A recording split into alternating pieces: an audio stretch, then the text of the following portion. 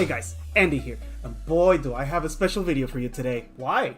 Because we're building a new computer. Oh yeah, baby, we're gonna be just like Tifu! No.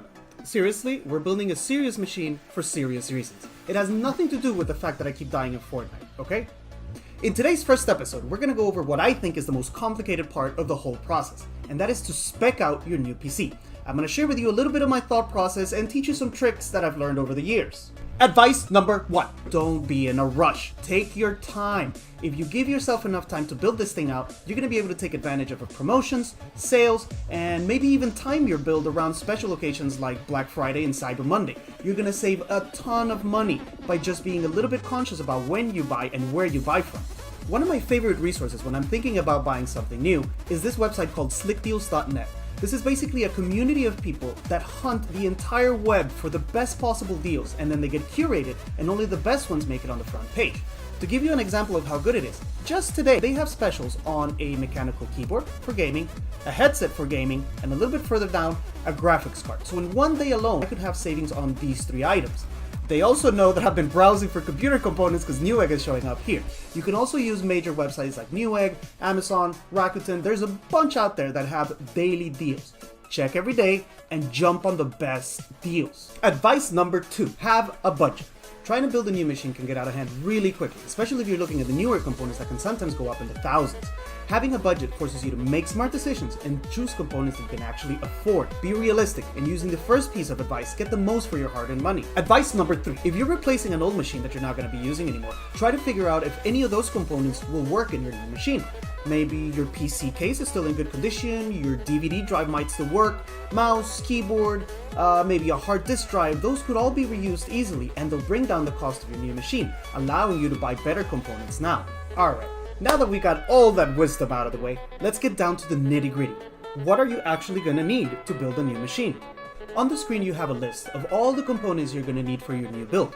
Don't worry about writing them down. I'm going to paste it in the description, that way you can just copy paste it into a document and use it as a reference. I'll give you a quick overview of all the components now, and then we'll go into detail for each one of them. We're going to find out what they do, how they play together, and why it's important to select them properly. First off, we have the big 4. These are your big ticket items, and they're going to eat up most of your budget. The processor is the brain of your machine. It's what tells all the other components what to do and how to do it. It's possibly the most important component to ensure a speedy build. The motherboard is the backbone of your machine. It's what allows communication between all the other components and ties them together. RAM, or random access memory, is used for quick thinking. It's what your computer uses to store information temporarily and access it again in a fast manner. The GPU, or graphics card, is what really gets us gamers excited. It's what allows you to run those games at 140 frames per second, 1080p, or even 4K. And yes, when we're done with this, we'll be able to run Crysis. I don't think I need to tell you what monitors and a computer case does, but we have to list them here so we don't forget to buy them. Moving on, we have the power supply unit, which is what provides power to the entire system. It plugs into the motherboard, into your video card, into your case, into everything that needs power. Next we have the SSD, or solid state drive, and in my opinion, it's probably the 3rd most important component to guarantee a fast machine. If you install your OS drive on an SSD, you're going to see blazing fast loading speed, blazing fast booting times, and everything's just going to run so much smoother. For mass storage, you're going to want to get a hard disk drive, because they're much cheaper and they have much more capacity. The SSDs are simply too expensive right now. This is where your pictures, music, and all those amazing cat videos are going to go.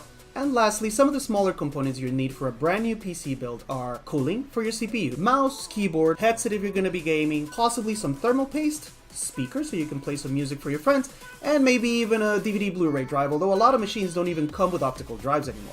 Okay, time to get specific. I've applied all 3 pieces of advice and arrived at a budget of $1,500 for a new PC build. I've already considered the things I can get on special, what I can cannibalize from my old machine, and I think with $1,500 we're going to be able to build something amazing, and that's at a fraction of what buying a brand name computer would be. Processor. The processor is going to be the first component you choose. Why? Because everything else depends on what type of processor you choose. You basically have a choice of 2 brands. Intel and AMD. AMDs tend to be a little bit less expensive, and Intel has, let's say, the big name brand recognition. All the big corporations, you always hear about how they use Intel processors in their machines. For my build, I've chosen an Intel processor, for no other reason than the first computer I ever built was built with an Intel processor, and I've just kind of stuck to it since then. There's no reason you can't go with AMD. It will actually probably a little bit cheaper, so go ahead and choose whichever one you like. Today, we'll be building an Intel machine. Now, since we've decided to build an Intel machine, we have to think about the differences between what they have on offer. You're gonna see something like i3s, i5s, i7s, i9s, 7th generation, 8th generation, 9th generation. How do we pick? Well, inevitably, you have to think about your budget. So Intel just launched their 9th generation chips, and because they came out very recently, they're still very expensive. In my case, I couldn't fit a 9th generation chip into my budget, so I ended up going with an 8th generation, and I picked the best one that I could find. Here we had a choice between i3, i5, and i7. What's the difference between them? Well, for one, you have the number of cores. These are the actual processing cores that are physically on the processor. The i3 has 4, the i5 has 6, and the i7 has 6 as well. The second difference is the clock speed, how fast the processor can go.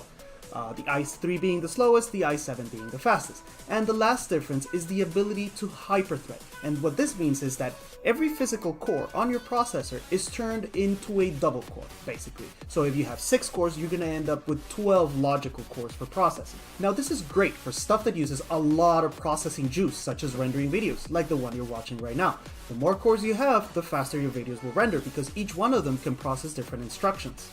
My final choice was the i7 8700K. It's a blazing fast processor with 6 cores, hyperthreading, and this thing should kick some serious ass. On to motherboard. Okay, having chosen the processor, we can move on to choosing our motherboard, and in a second you'll see why. It's very important to choose your processor first, because the motherboard depends completely on the type of processor that you chose. First the brand, Intel or AMD, and second the socket type. Socket type is the connection to the actual motherboard. You'll see here on the processor that we chose that the socket type is LGA 1151. Now, we must buy a motherboard with this socket type or the processor ain't never going in there. Back here on our browsing page, we're gonna go to Components, Motherboards, and Intel motherboards. Right away, we get a bunch of beautiful results. And you'll notice very quickly that LGA 1151, which is what we need, is the dominant socket type at the moment. I am going to mention it though, because if you go with an older processor, you will have to pay attention to this.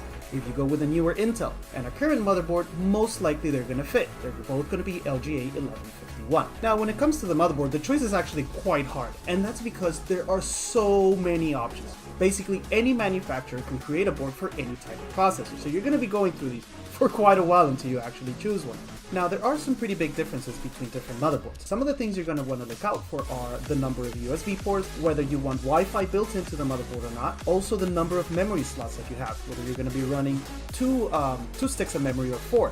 Also, if you want to use one graphics card or 2, if you're going with 2, you have to make sure that you pick a board that supports it. I'm currently not going with 2, but I might in the future, so I'm actually getting a board thinking that maybe someday I want to upgrade again. After thinking about it for quite a while, I ended up going with this board, for several reasons. MSI is a pretty well-known brand, and I'm also getting another important component that's MSI, so I'm hoping they'll play really nice together. It also fits all of my needs. It's compatible with an 8th generation Intel processor, it has the number of ports I want, it has the number of memory slots I want, and it'll allow me to expand or upgrade in the future if I want to get a second video card. I also chose this specific one from MSI because it fit my budget. At this price point, it slid right in. RAM! Alright, we have our motherboard, so we're halfway done with the big 4. Now we can move on to our RAM. Why can we do that now? Because we know what type of memory the motherboard supports, and that's going to be listed right here. So make sure you get one of these speeds right here or you're not going to be going anywhere. Back here on the browsing page, we're going to go to Components, Memory, and Desktop Memory. The memory for computers comes in sticks, and there's 3 things you're going to have to look out for. First is the amount of memory you're getting, second the speed of the memory, and third how many sticks it comes with. Right here, for example, we have 16 gig of 3000 speed memory, and it comes in 2 sticks of 8 gigabytes each. Now, since the motherboard that I chose supports 4 sticks of memory, that's exactly what we're gonna get. The speeds start from 2000 something up to, I think, 4000 right now. But anything above like 3000 or 3200 is really overkill and really overpriced, more important. We're gonna go with 3000 speed memory because I don't think we need more, but we are gonna go with 32 gig. That might seem like a lot right now, but my current computer is about 10 years old, and back then, I put 16 gigs of memory in it and everybody thought I was crazy, but it's lasted me 10 years and it's still kicking. Once you know what type and how much memory you're gonna get, it's time to choose. And there's all sorts of memory out there. There's memory with lights, there's memory with colors, there's simple memory, there's big memory, there's small memory. It's just a matter of finding something at the right price. Now, I found a special on Slick Deals last week and I actually jumped on it right away because I realized it was a very good price. And it's these memory sticks. We're getting 2 orders of these, so 16 gigs times 2, that's 32 gigabytes, 4 sticks total, and the price at that time was like $92 or something like that. So we ended up getting 32 gigs of really good RAM for way under $200. That's a complete steal, and if you can find something similar at that price, definitely jump on it. It's time for the graphics card! Yes, we're finally here, the Big Daddy and the last of the big four. Now, if you're building your computer for gaming, this item is probably gonna absolutely wreck your budget. It is the single most expensive component unless you went with some insane processor, but it's what's gonna push your gaming to the next level. Now, whether you suck or not is completely up to you, but you won't be able to complain about bad frames. For graphics cards, there are 2 major chip manufacturers. Why am I 2 major chip manufacturers? NVIDIA and AMD. Yes, AMD, the same ones from the processors. They show up here as well. Now, this doesn't mean that you have to buy an NVIDIA or an AMD graphics card. Any manufacturer can use their chips to create their cards. AMD chips tend to run a little bit cheaper, but NVIDIA has really had the edge as far as the power that they're producing for a while now, and they're still holding on to it, and they just released their new generation of cards. So we're gonna see if we can manage to snag one of those, fit it into our budget somehow without blowing it completely up. Back on the start page, we're gonna navigate to components, video cards, and desktop graphic cards. Oh my god. We're not getting that. We are definitely not getting that. NVIDIA cards are generally going to be called GeForce, except for this big daddy up here, this monster which is called a Titan. Okay, so any NVIDIA chip is going to be called GeForce, and the AMDs are generally called Radeon. For video cards, what you're really the most interested in is the capacity, how much memory they have. And that's displayed very clearly there in the description. This is an 8GB video card. This is a 4GB video card, and you're going to see everything from 1 gig at this point to all the way up to 24. This is insane. Now, I've chosen to go with an NVIDIA card. Nothing here against AMD, it's simply what I've always had, what I've always used, and I've never had a problem. So I'm going to stick with what I know. I do also know that I want one of the latest cards because I want to future-proof this computer as much as possible. I'm going to filter here, and I'm only going to display results for the latest GeForce video cards. Once we get to this point, it's going to be a very simple matter of picking the best video card we can get for the least amount of money. Now, there are a lot of resources out there that can help you accomplish this. Experts have put the time in, they've put the work in, they've put the charts together, they have all the information compiled, ready to digest. Make use of it. Take your time, study the information a little bit, and make the best choice you can. Over here on Tom's Hardware, I found this very simple chart listing the GPUs according to their power. So you see at the very top we have the RTX 2080 Ti. This is GeForce's new line. They've also very conveniently included an approximate price for them, so we can kind of see already what's completely outside of our budget. If we scroll down just a bit, we can see that some cards start showing up in the 3 digits. That's actually what we want to see because these pretty much would encompass our whole budget. The RTX 2070 is not looking too horrible. The previous generation, GTX 1080, is still almost $1,000. The AMDs we're not going to look at. 1070 Ti from the previous generation is also an interesting prospect, so we're going to keep those in mind.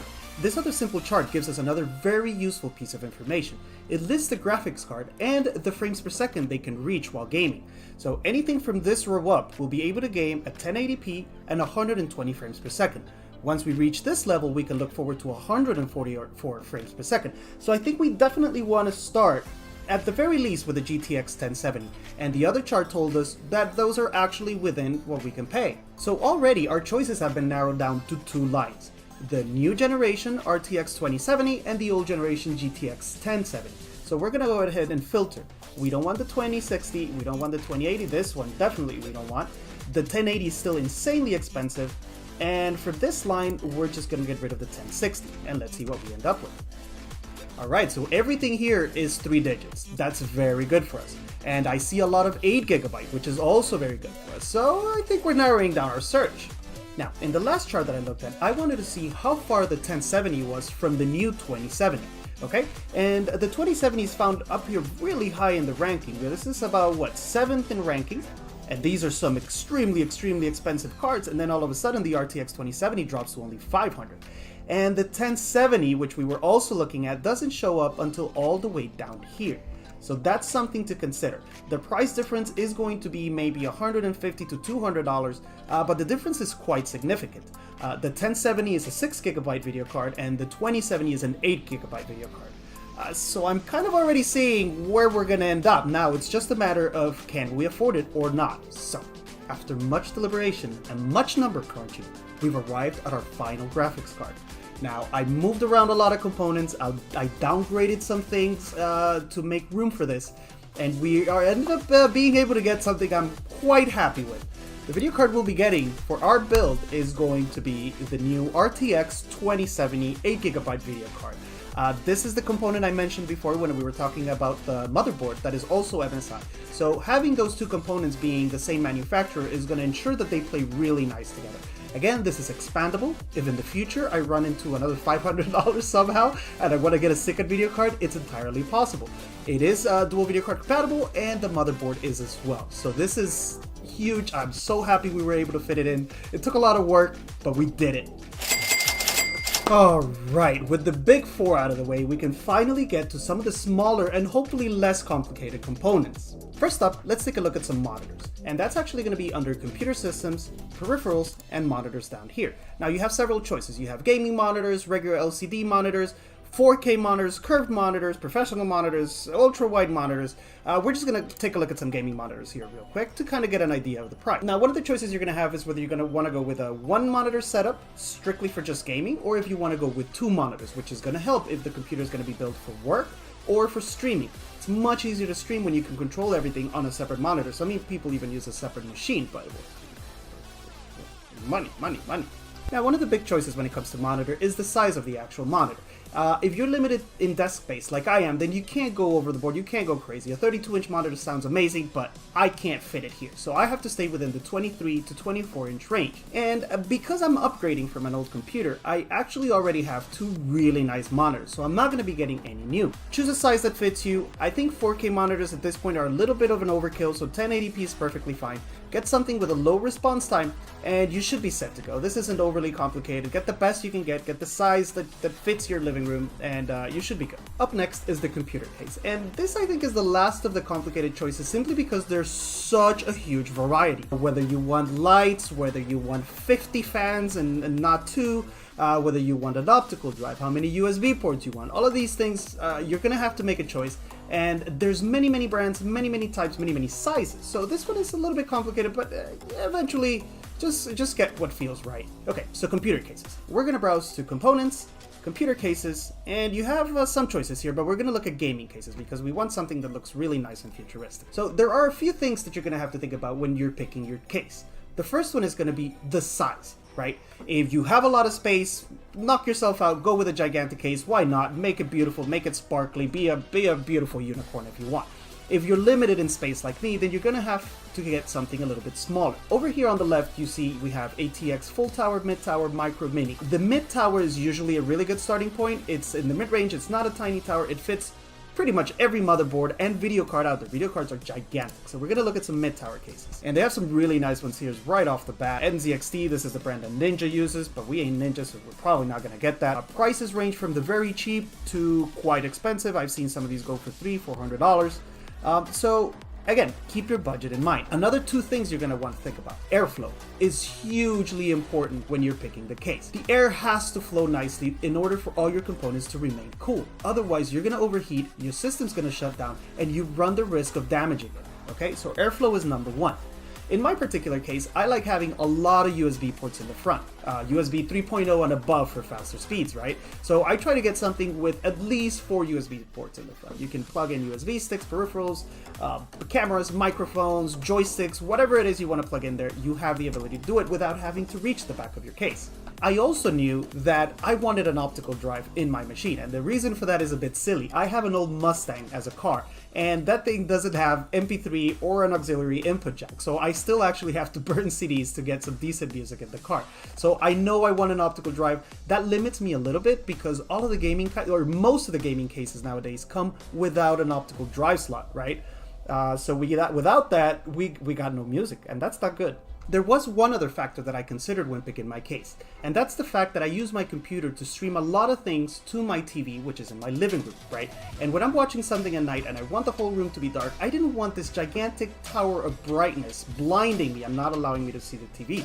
I decided I didn't really want that many lights. At first I had settled for this case, but I read some reviews and they said that the build quality was really flimsy and that it was almost impossible to get the optical drive into the slot. So I ended up ditching it. At the end of the day, I went with this case. No lights at all, other than what's going to be inside of the machine itself. It does have a nice clear panel, this is going to display our components really nicely.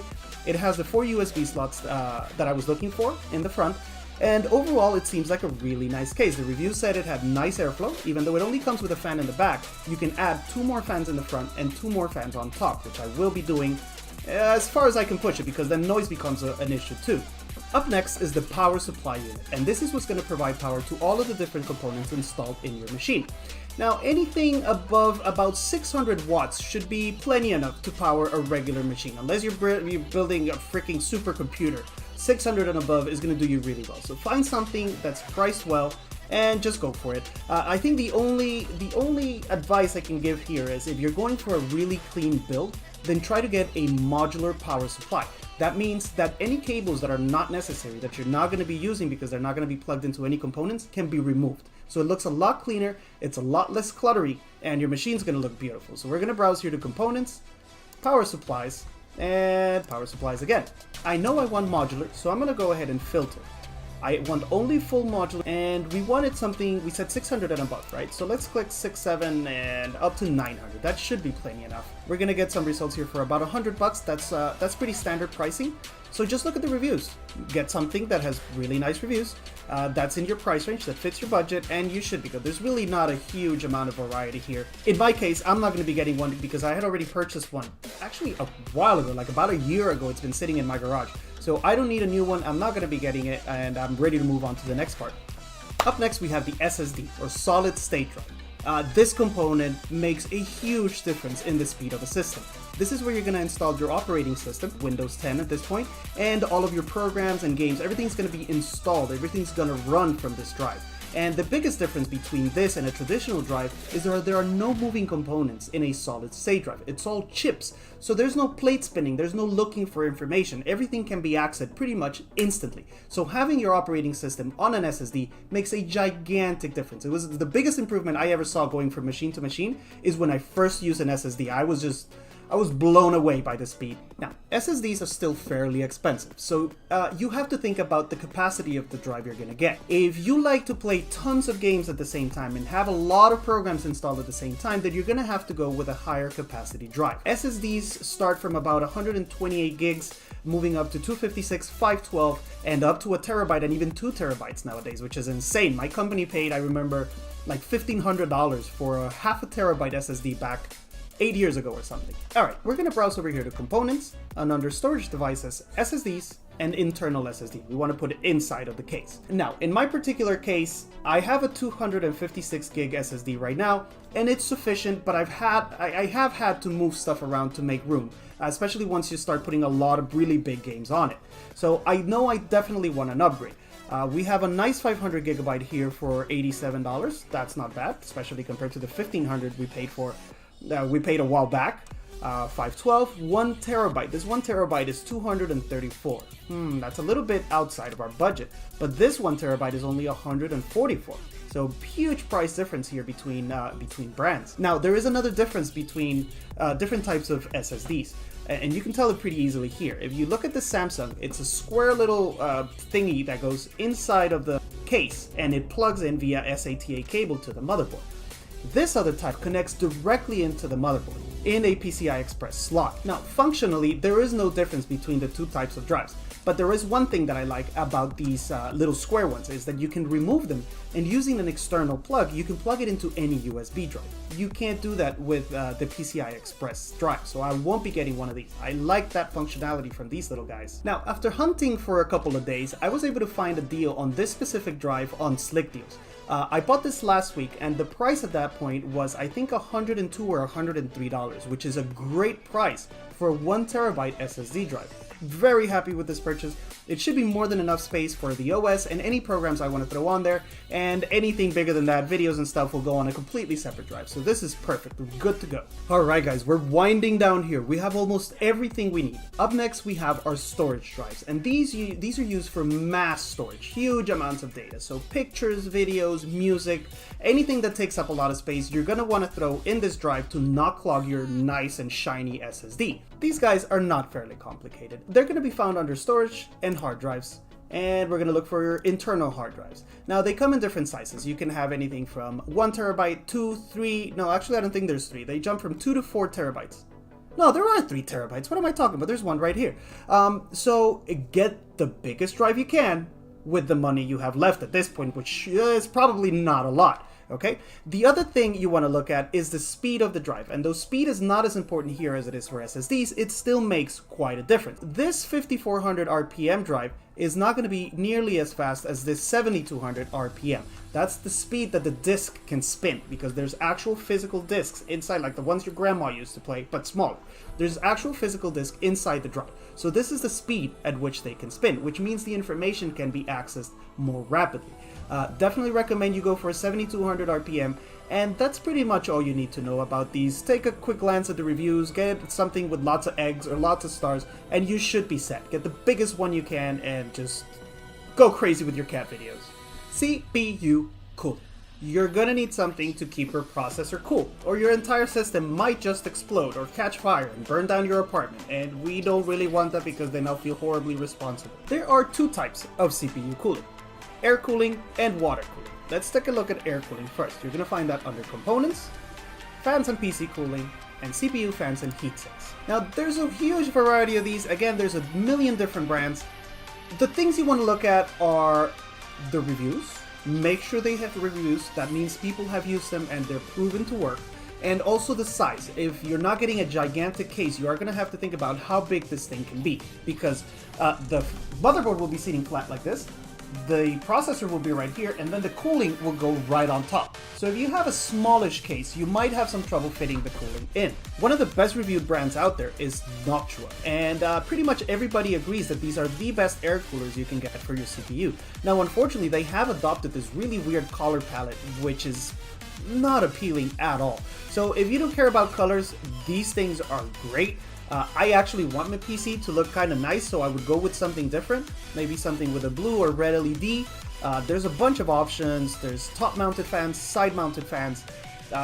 There's this thing looks awesome, man. This thing looks like a car. It even has a car naming convention. If I was going with an air cooler, I think I might go with this one just because it looks so cool. But for this build, we're going with water cooling. Now, water cooling is a little bit more expensive, but I've never built a machine that was water cooled, so I'm really looking forward to it. I decided to spend a little bit of extra money to be able to afford this. So we're gonna go to components, fans and PC cooling, and water liquid cooling. Right away you can see these start to go in the 100 range, especially for the nice ones with lights and lots of fans and stuff like that. You're gonna want to look at a couple of things. First, again, the reviews. Make sure people agree that these things work properly. Second, if you can get 2 or 3 fans, the more fans, the better. The cooler is going to keep the radiator, because these work with a radiator. And the third thing you're going to want to look at is that they fit your case, okay? So all of these things have a measurement, right? This one is 240 millimeters. There's 200, there's 160, there's a whole bunch of different sizes. And your motherboard will specify what is the maximum length that it can take for one of these radiator coolers, okay? So make sure you check that. If you get something gigantic because it looks super cool, but you didn't get a gigantic case, you might run into some trouble. And no CPU cooling, no computer. I decided to go with this guy for a couple of reasons. First, the price is very appealing. It has very decent reviews. It's got 2 fans, and I really like the design of this part, which is what sits on top of the processor and is very visible. It's very prominent when you look at the machine from the side through the clear glass window. So I really like this design. The colors and like the pulsating lights in this little thingy are customizable. As you can see, you have like a little controller, and it also comes with a nice light strip that you can put in your PC if you want to. I probably won't because, like I said, I don't want a lot of lights, but this thing just looks exceedingly cool. So I cannot wait to put this together because it'll be the first time that I use a water cooler. And just like that, we've reached pretty much the end of the line. All the major components, all the hard decisions have been made, they've been chosen, they've been ordered, they're on the way, flying towards my house in an airplane right now. The last few things that you should look at if you're going for a brand new build, if you're reusing parts from an old computer, then you might already have a lot of these. So you're going to want to get a mouse, obviously, a keyboard. If you're going to be doing gaming, you're going to want to get a headset as well. Thermal paste. This is something that is applied in between the processor and the CPU cooler. Now, the vast majority of CPU coolers, like the one that we just looked at, come with the paste already pre-applied. That's why I put it here towards the end, and it's kind of an optional item. Make sure that you check when you buy your cooler that it has the thermal paste pre-applied. If it doesn't, get a small tube of it. I think it's like 10 bucks, and then it comes with instructions, and just apply it yourself once you have all the parts in hand. Speakers, if you want to play music out loud instead of listening through the headphones, then get a pair of speakers. They range anywhere from $10 to $500. Knock yourself out. If you're an audiophile, go for something amazing. If you just need regular sound, then go for something mid-range like me. I have a pair of Logitechs that I'll be reusing from my old system that work perfectly fine. They have really nice sound. They have like an external separate controller that I can use for the volume, so I'm good with those and I don't need to get anything new. And the last item on the list is your optical drive. Now, like we said, most machines don't even come with an optical drive anymore. Everything is done via USB sticks, even installing Windows. In my case, I wanted one. I don't need to buy one because I'm just going to be cannibalizing the one from my previous machine. So I'm pretty much set to go. That's the last of the components. That's everything we needed as far as the physical parts go. Now, for a new machine, you're also going to have to get software. You're going to have to get a copy of Windows, which if you can find on special, there are a lot of sites online that have it on special, where you just download the installer digitally and they give you the key and it's good to go. I think I paid $110 for my copy of Windows 10 or 150. No, that's like 110, 120. It was an amazing price.